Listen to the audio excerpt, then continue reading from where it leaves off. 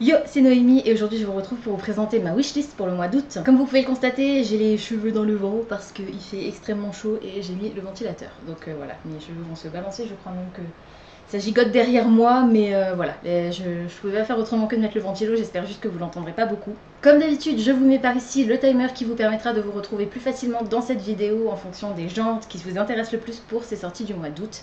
Et je commence tout de suite avec les sorties en grand format. Le 16 août sortira Trouver les mots de Julie Buxbaum aux éditions PKJ. Il s'agit d'une romance dans laquelle on va suivre deux personnages que tout oppose.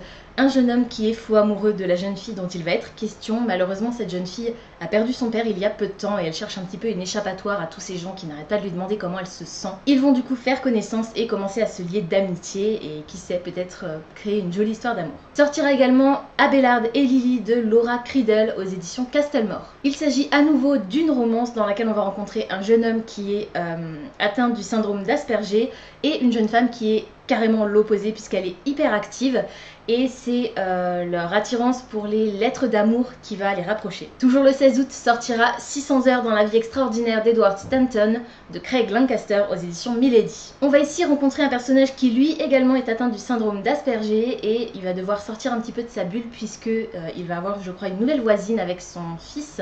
Du coup ça va un petit peu chambouler sa vie pendant à peu près un mois je dirais et du coup on va voir un petit peu les relations qu'ils entretiennent. Dans Nos vies en 1000 morceaux de Hayley Lang aux éditions Gallimard Jeunesse, on va rencontrer deux ados qui malheureusement viennent de perdre leurs parents dans un accident de voiture, je crois.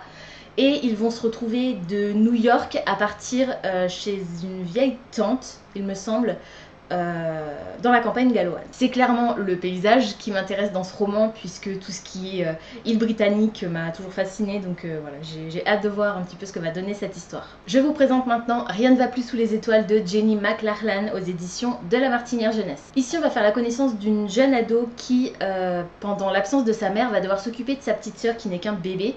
Cette ado est passionnée par l'astronomie et elle va malheureusement devoir revenir sur Terre pour pouvoir s'occuper de sa petite sœur. Le 22 août sortira Tous les bruits du monde de Sigrid Baffert aux éditions Milan Jeunesse. Il s'agit d'un roman historique puisque l'histoire se déroule à Calabre en 1905. On va rencontrer Gradiella qui a 16 ans est tombée enceinte d'un jeune homme qui l'a abandonnée sans être marié. Et comme le veut la coutume un petit peu de l'époque, pour se venger et pour un petit peu restaurer son honneur, elle va abattre ce jeune homme d'une balle en plein cœur. Elle va réussir à s'échapper de prison suite à un séisme et va se retrouver en France avec son frère cadet. Malheureusement, le frère du jeune homme qu'elle a assassiné est bien décidé à se venger. Le prochain livre que je vais vous présenter, vous l'avez certainement déjà vu partout puisqu'on en parle vraiment beaucoup en ce moment. Il s'agit de Brexit Romance de Clémentine Beauvais aux éditions Sarbacane. On va rencontrer ici une jeune cantatrice qui part avec son professeur en Angleterre afin de chanter dans les noces de Figaro. Et pendant ce séjour, ils vont rencontrer une jeune femme qui tient une agence matrimoniale grâce à laquelle elle fait des mariages blancs qui permettent à ses clients d'obtenir un passeport européen. Je vous présente maintenant Isidore et les autres de Camille Bordas aux éditions Inculte. Il va s'agir d'une histoire de famille dans laquelle on va plutôt s'intéresser à Isidore qui a 11 ans et qui est le seul membre de sa famille à être capable d'exprimer ses émotions. On va simplement suivre ce jeune garçon qui va grandir tout au fil de cette histoire. Je vous présente maintenant Masque de Carole Cerruti aux éditions Dreamland. On va se retrouver au Japon mais on est propulsé en 2059. À cette époque, toutes les jeunes femmes sont obligées de porter un masque et elles ne dévoileront leur visage à l'empereur qu'à leurs 17 ans pour le soumettre à son jugement. Si l'empereur trouve la jeune fille à son goût, elle pourra poursuivre ses études au palais et si ce n'est pas le cas, la jeune fille sera exilée. Mia, elle, refuse de se plier à cette règle et elle est donc réduite en esclavage. Elle va faire la connaissance pendant sa captivité d'un Américain avec qui elle va se lier. Je vous présente maintenant Les Terres du Bas, le premier tome de la série Les âmes perdues de Jeff Giles aux éditions Bayard Jeunesse. On va ici faire la connaissance de Zoé qui a 17 ans et qui se balade avec son petit frère, on ne sait pour quelle raison, dans la forêt. Ils vont échapper à une agression et ils vont être sauvés par X qui est en fait un chasseur de primes. Et X est tellement subjugué par la beauté de Zoé qu'il va complètement oublier les règles qui régissent son métier et lui avouer qu'il vient en fait des enfers et qu'il est sur Terre pour récolter les âmes des criminels qui ont échappé à la justice des hommes. Le 23 août sortira Le Dompteur d'Avalanche de Margot Delorme aux éditions Les Moutons Électriques. On va ici faire la connaissance d'un jeune garçon qui s'appelle Ditto et qui a 14 ans. On est dans un récit de fantaisie pure. Ce jeune homme va être attaqué par un monstre et va se découvrir un talent pour dompter les avalanches, comme l'indique le titre. Ce dont va faire de lui un être redouté, un paria, et il va devoir prendre la fuite et il cherche refuge auprès d'une nymphe qui va lui proposer un marché. Je vous présente maintenant Twister de Juliette Forest aux éditions Ozu. Twister, c'est le nom de la jeune fille que nous allons rencontrer dans cette histoire. Elle vit avec sa mère et sa tante dans une ferme aux États-Unis. Son père a un jour mystérieusement disparu, mais Twister est bien décidée à lever le voile sur cette disparition. Elle va un jour se rendre dans la forêt pour essayer de rencontrer une sorte de sorcière qui pourrait l'aider à retrouver son père. Je vous présente maintenant Les Mondes Miroirs de Raphaël Lafarge et Vincent Mondiaux aux éditions Mnemos. Il s'agit là encore d'un récit de fantaisie pure dans lequel on va suivre les aventures de deux jeunes femmes qui étaient amies depuis leur enfance et que rien ne pouvait séparer, jusqu'à ce que finalement elles prennent des directions différentes. L'une d'entre elles a mis sa magie au service du gouvernement et la seconde dirige une agence de mercenaires.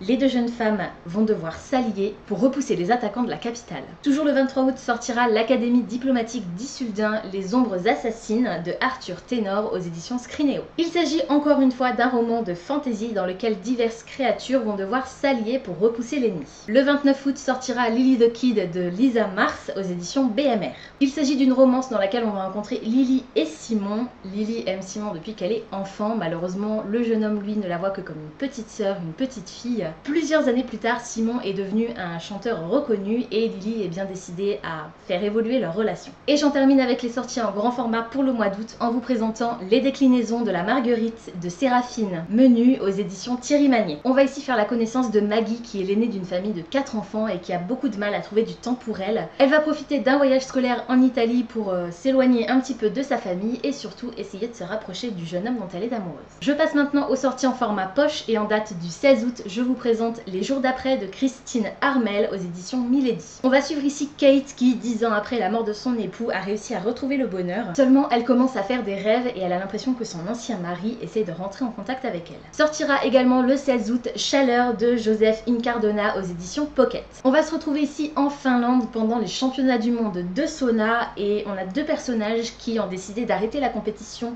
après cette ultime bataille, on va dire, et du coup l'un et l'autre sont bien décidés à remporter la victoire à tout prix. Et pour en finir avec les sorties en format poche, je vous présente en date du 22 août La Morsure du Serpent, le premier tome de la série Amberfell de Mark Henwick aux éditions Milady. Il s'agit d'un roman beat-lit dans lequel on va rencontrer Amberfell qui est un ancien agent spécial et qui est devenu détective. Bien malgré elle, l'héroïne va être entraînée dans une guerre ancestrale entre créatures surnaturelles. Je passe maintenant aux albums et en date du 17 août, je vous présente Hermining. Ce livre d'images est réalisé par Solène Gaincoach et Mathilde Arnaud et il sortira aux éditions Bilboquet. Il s'agit ici d'une petite fable dans laquelle les enfants qui ont rangé leur chambre peuvent dormir tranquillement, tandis que ceux qui ne l'ont pas fait sont visités la nuit par l'Herminig qui va voler leurs vêtements. Le 22 août sortira L'énigme du tableau noir de Richard Byrne aux éditions Nord-Sud. On va suivre ici des craies qui s'amusent toute la journée à écrire et à dessiner sur un tableau.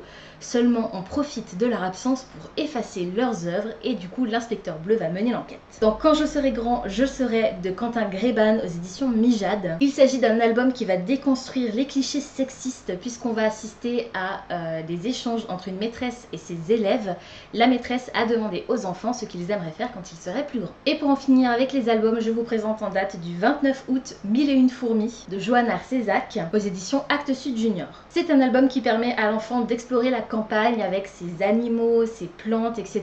Et il a l'air tout simplement très beau, voilà, donc j'ai très hâte de le feuilleter. Je passe maintenant aux sorties en bande dessinée et en date du 22 août, je vous présente Didier, la 5e roue du tracteur de François Ravard et Pascal Rabaté aux éditions Futuropolis. Pour vous la faire courte, il s'agit d'un genre de L'amour est dans le pré. Sortira également le 22 août La mort vivante de Olivier Vatine et Roberto Varanda aux éditions Glénat. Il s'agit ici d'un récit fantastique dans lequel une femme qui vit sur une terre isolée a malheureusement perdu sa fille et elle va tenter le tout pour le tout en emmenant son cadavre à un scientifique qui devrait pouvoir ramener sa fille à la vie.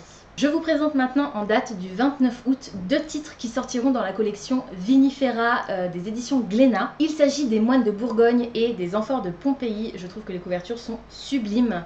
Les deux sont illustrés par Corbéran. Le scénario du premier a été réalisé par Gris Gupfer et celui du second par Alexis Robin. Dans ces histoires, je crois que ce ne sont pas les seuls titres qui vont paraître dans cette collection. On va simplement remonter aux origines de la vigne et de la création du vin à plusieurs époques de l'histoire. Je termine par les sorties sorties manga. Le 8 août sortira Les Foudres de l'amour de Yu Yoshinaga et j'ai oublié de noter l'éditeur, je suis désolée. Je vais vous la faire un peu courte pour les résumés des mangas puisque vous savez qu'en général c'est toujours du shoujo. Dans cette histoire on va rencontrer une lycéenne je crois qui va tomber amoureuse d'un garçon un peu plus âgé qu'elle. Le 16 août sortira Pink Diary l'intégrale, il s'agit d'un double tome en fait, donc le tome 1 et 2 dans un seul livre.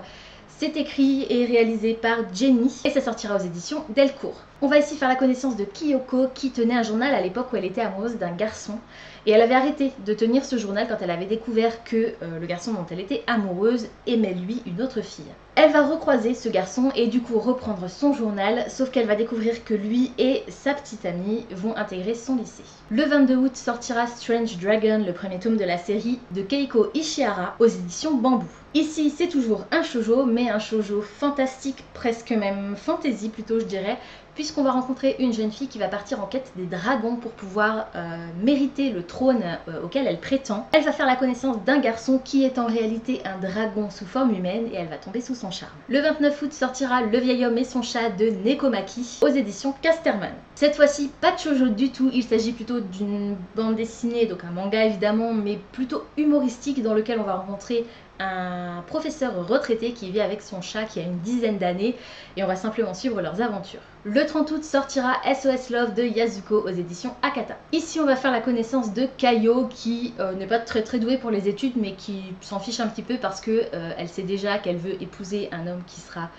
blindée de thunes, comme ça elle n'aura pas besoin de travailler. Elle compte bien profiter de sa jeunesse jusqu'au jour où une jeune femme d'une trentaine d'années va débarquer dans sa vie et lui annoncer que c'est elle-même mais qui vient du futur et elle va lui prédire un avenir terrible, célibataire, complètement déprimé. Notre héroïne va du coup essayer de se bouger un peu pour faire changer les choses. En date du 31 août, Koi Wazurai no Eli de Momo Fuji aux éditions Kana et je me souviens absolument pas de quoi ça parle mais je sais que ça m'intéresse vachement de le découvrir. Voilà, si vous avez envie d'en savoir un petit peu plus sur ce manga, je vous invite à faire vos propres recherches. Voilà, c'est tout pour aujourd'hui, j'espère que cette vidéo vous aura plu. Comme d'habitude, n'hésitez pas à me dire en commentaire si certains des livres que je vous ai présentés aujourd'hui vous intéressent. N'hésitez pas également à me dire si vous avez repéré d'autres sorties au mois d'août qui vous plairaient de découvrir. Pensez à vous abonner à la chaîne, à liker et à partager cette vidéo, ça me fera toujours plaisir. En attendant de vous retrouver, je vous souhaite d'excellentes lectures et je vous dis à très bientôt dans une prochaine vidéo. Ciao!